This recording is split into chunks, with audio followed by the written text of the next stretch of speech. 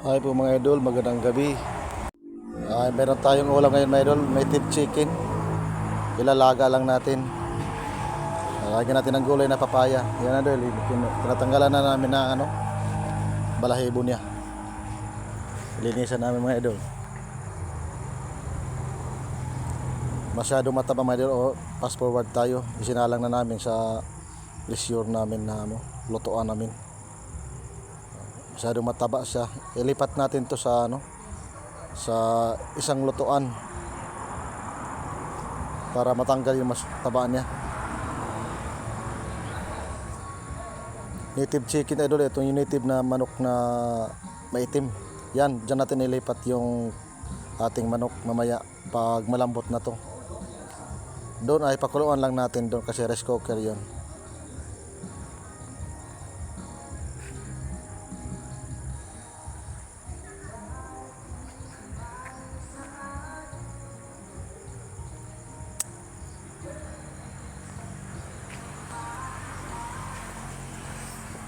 Yan natin papaya mga idol.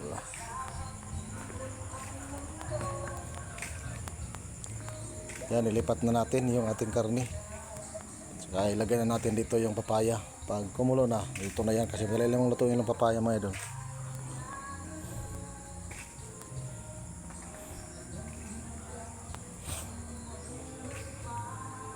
Patagal din ako rin nakakain ng native na manok mga idol.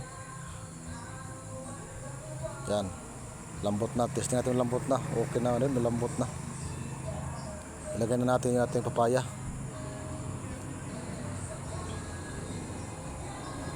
May lemongrass na yan, may luya, may black pepper, yan. Kaya mabango na yan mga idol.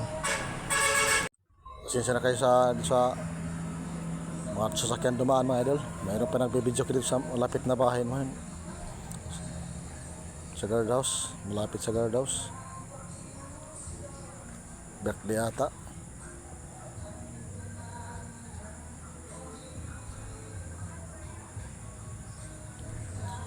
Isang kulo lang ito mga idol. Luto na itong papaya. Kakain na agad.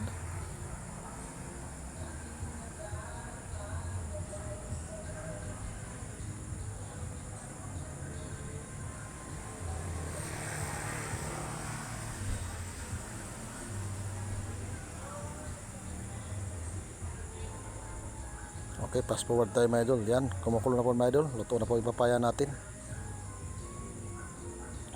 Yan o, kitang kita na. Lutong luto na po.